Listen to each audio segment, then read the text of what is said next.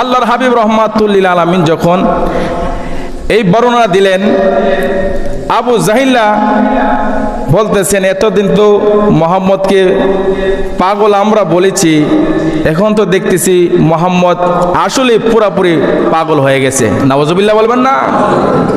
পাগল যদি নাই হইতো, রাতের কিছু অংশের মধ্যে মক্কা থেকে মসজিদে আকসার মধ্যে গেলেন, বাইতুল মুকাদ্দাসে গেলেন।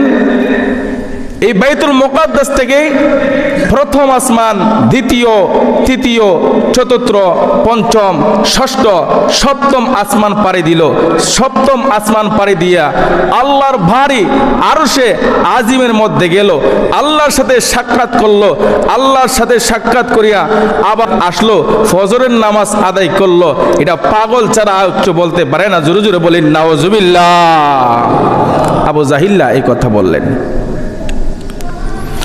আবু জাহিল্লা বলতেছেন, এখন মুহাম্মদের যে বক্তব্যগুলি আছে, আবু বকর সিদ্দিক সাহাবায়ে কেরাম সর্বপ্রথম আবু বকর সিদ্দিককে ডাকাইলেন।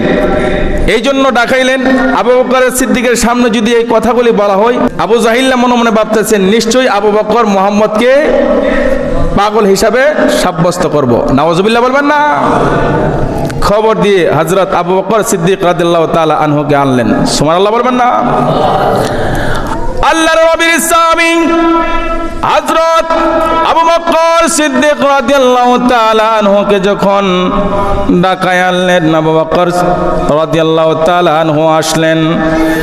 আসার পরে আবু জাহেল বলতেছেন, এ আবু বকর, তোমার নবী কি বলে শোনো।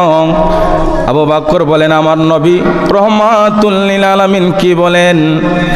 আবু জাহিল্লা বলতেছেন, তোমার নবী বলেছেন রাতের কিছু অংশের মধ্যে মক্কাতুল মুকাররমা থেকে বাইতুল মুকাদ্দাসের মধ্যে গেলেন, আর এই বাইতুল মুকাদ্দাস থেকে সপ্তম আসমান পাড়ি দিয়ে আল্লাহর বাড়ি আরশে আজিমের মধ্যে গিয়েছেন। এই কথা কি বিশ্বাস করা যায়? আবু জাহিল্লা যখন এই কথা বলল গো, হযরত আবু বকর রাদিয়াল্লাহু তাআলা আনহু উত্তর দিচ্ছেন, আবু জাহিল্লা রে, মায়ের নবী রাহমাতুল লিল আলামিন যদি এই কথা বলে থাকেন, আমি এক বাক্যে বিশ্বাস করে নিলাম। জোরে জোরে বলি সুবহানাল্লাহ। আল্লাহু আকবার বলবেন না?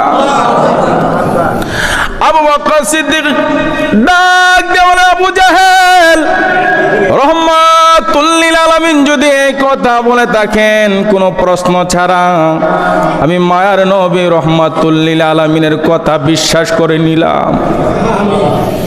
এই কথা যখন আবু বকর রাদিয়াল্লাহু তাআলা আনহু বললেন, আল্লাহর নবী রাহমাতুল লিল আলামিন খুশিতে দুইটা চক্ষু মুবারকের পানি জর জর করে ছেড়ে দিলেন।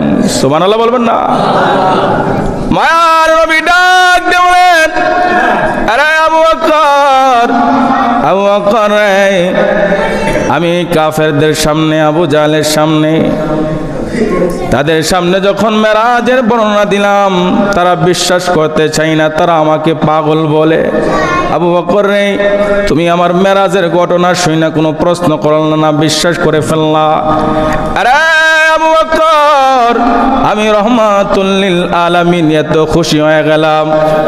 আল্লাহর হাবিব রাহমাতুল লিল আলামিন বলেন, আবু বকর, এতদিন ছিলেন আপনি আবু বকর, এখন আপনার নামের সাথে আমি রাহমাতুল লিল আলামিন লাগাই দিলাম সিদ্দিক। সুবহানাল্লাহ বলবেন না?